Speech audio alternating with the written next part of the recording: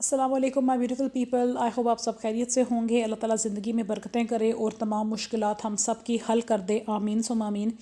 آج ایک بہت ہی امپورٹنٹ ریمائنڈر کے ساتھ اور ایک اچھے مزیدار سے سبق آموز واقعے کے ساتھ میں آپ کے سامنے حاضر ہوئی ہوں۔ تو واقعہ کچھ اس طریقے سے ہے کہ واقعہ تو بیسیکلی ایک گدھے کا ہے، لیکن وہ ہمیں اتنا سبق دیتا ہے کہ جو ایک being a Muslim, being a انسان ہمارے لیے بہت ضروری ہے، اور ہماری جو زندگی کا کرکس ہے، جو آپ کہہ سکتے ہیں جو فوکل پوائنٹ ہے، اس واقعے سے ہمیں ملتا ہے۔ کہتے ہیں کہ بہت عرصے پہلے کسی سلطنت میں کوئی بادشاہ تھا، تو وہ بادشاہ انتقال کر گیا، اور بادشاہ نے وصیت کی تھی کہ مجھے تب تک نہ دفنانا جب تک ملک کا نیا بادشاہ نہ ملے، اور ملک کا نیا بادشاہ اس کو منتخب کرنا جو جب مجھے دفنانے لگو تو میری لاش کے ساتھ ایک رات قبر میں گزارے۔ مطلب وہ بادشاہ شاید یہ دیکھنا چاہتا ہوگا کہ کوئی انسان اتنا بہادر ہو جو ایک مردے کے ساتھ اکیلے قبرستان میں اور اس کی قبر میں ایک رات اسے بند کیا جائے، اور وہ اتنا دلیر اور اتنا بہادر ہو کہ وہ نہ گھبرائے، تو ایسے کسی شخص کو نہ میری سلطنت دینا اور اسے بادشاہ بنا دینا۔ واللہ عالم اس بادشاہ کے ذہن میں کیا پلانز تھے۔ تو ایسا ہوا کہ جب ان لوگوں نے پورا ایک دن 2 دن اس بادشاہ کی لاش کو رکھا کہ کوئی کسی انسان کی ہمت ہی نہیں تھی پڑی کہ بھئی اس بادشاہ کے ساتھ، اس کی لاش کے ساتھ ایک رات قبر میں ایک دن ایک رات گزارے۔ ظاہر سی بات ہے یہ بڑا ایک مشکل سا کام ہے، ہم لوگ قبرستان میں رات نہیں گزار سکتے، اس رات کے وقت قبرستان کے باہر سے گزرتے بھی ڈر لگتا ہے، تو رات قبرستان میں وہ بھی ایک مردے کی قبر کے اندر رہنا، اٹس اے بگ ڈیل، یہ بڑا مشکل کام تھا۔ انہیں نہ اپنی آبادی میں سے، سلطنت میں سے کوئی بندہ نہ ملا۔ کچھ دیر کے بعد انہوں نے دیکھا کہ ایک آدمی تھا، اور وہ بڑا غریب سا آدمی تھا، جیسے ایک بہت ہی غریب آدمی جس کے پاس نہ کوئی گھر بار، نہ کوئی پیسہ، نہ فیملی، اس کے پاس صرف ایک گدھا تھا۔ وہ اپنے گدھے پہ بیٹھ کے گاؤں کے پاس سے گزر رہا تھا، تو اس نے دیکھا کہ یہ سب لوگ جمع ہیں، تو اس نے جا کے پوچھا کہ یہاں پہ کیا تماشا ہو رہا ہے، نا آپ لوگوں نے بادشاہ کی لاش رکھی ہے اور سب لوگ انتظار کر رہے ہیں، اس کو دفناتے کیوں نہیں ہو؟ انہوں نے اس آدمی کو سارا واقعہ بتایا، تو آدمی نے کہا کہ ٹھیک ہے، وہ سلطنت کی لالچ میں آ گیا کہ مجھے بادشاہ بنا دیں گے، اسے اپنے اوپر یقین تھا کہ میں تو بڑا بہادر ہوں، کیونکہ عام سا آدمی تھا گاؤں کا۔ تو اس نے کہا جی کہ مجھے بادشاہ کی لاش کے ساتھ نہ دفنا دو، میں تیار ہوں ایک رات قبر کے اندر رہنے کے لیے، اگر صبح تک میں ٹھیک ٹھاک نکلا تو مجھے پھر سلطنت دینی ہے، مجھے بادشاہ بنانا ہے۔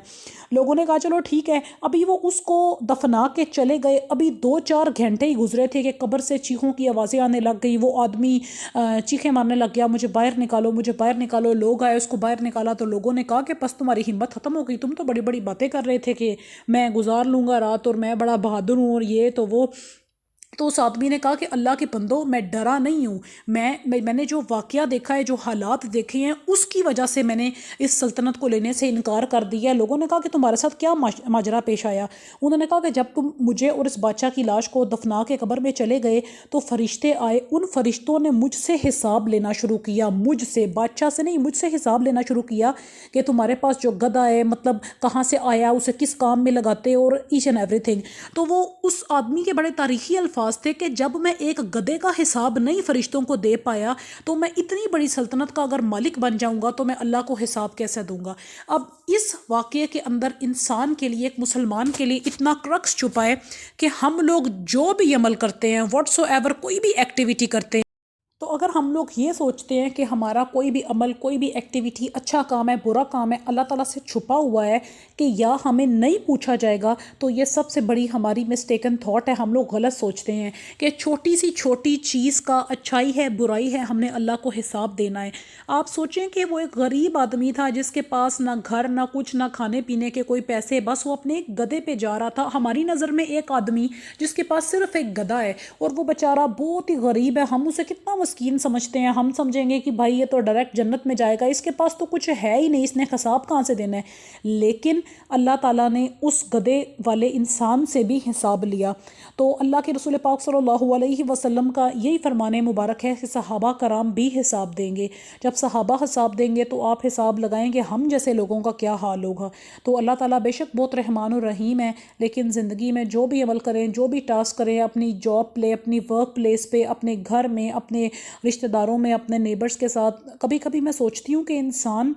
ہر ایک کام کے لیے اللہ کو رسپانسبل ہے، اور ہم لوگ اس چیز کو بادر ہی نہیں کرتے کہ ہم اتنی چیزیں کر جاتے ہیں جو کہ غلط کر جاتے ہیں۔ رات کو اپنے بستر پہ لیٹ کے ذرا ایک دفعہ حساب لگائیں کہ آج کے دن میں ہم لوگوں نے کتنے بلنڈرز کیے ہیں، اور یہ بلنڈر بھی ایسے ہیں کہ یہ نہیں ہے آج کر دی ہیں رات گئی بات گئی، ان سارے بلنڈرز کا قیامت کے دن اللہ نے اپنے حبیب کے سامنے ہم سے حساب لینا ہے، تو اس دن ہم کہیں شرمندہ نہ ہو جائیں۔ تو اس گدھے کے واقعے کو میں تو بہت امپورٹنٹ مانتی ہوں، اور یہ زندگی کا بڑا کرکس ہے جو ایک عام آدمی نے ہمیں سکھا دیا کہ جب ایک گدھے کا حساب نہیں دے سکا تو اللہ نے تو ہمیں بڑی نعمتیں، بڑی آسائشیں، بڑی فیسلٹیز اور کیا کچھ دیا ہے، ہم حساب کیسے دیں گے؟ انسان کو چاہیے ہر حال میں وہ اللہ تعالیٰ کا شکر ادا کرتا رہے، اور سب سے بڑھ کے اپنے گناہوں پہ توبہ کرتے رہے، کثرت سے استغفار پڑھتے رہیں، پیسے کی لالچ کی طرف جانے کی بجائے ہمیشہ ان کاموں میں خوشی ڈھونڈیں جن سے اللہ رسول بھی راضی ہیں، آپ کے گھر والے بھی راضی ہیں، اور آپ کو لگتا ہے کہ آخرت میں ان کا حساب بھی ذرا کم دینا پڑے گا۔ اللہ تعالیٰ ہم سب کو اسلام پہ چلنے کی اور ایک اچھا مسلمان اور انسان بننے کی توفیق عطا کرے۔ اس طرح کی اسلامک ویڈیوز کے لیے چینل کو سبسکرائب کریں، بیل نوٹیفیکیشن کو آن کر لیں تاکہ آنے والی جو بھی موٹیویشنل ویڈیوز ہیں آپ تک پہلے پہنچیں۔ اللہ تعالیٰ ہمارا اور ہمارے فلسطین کے بہن بھائیوں کا حامی و ناصر ہو۔ السلام علیکم۔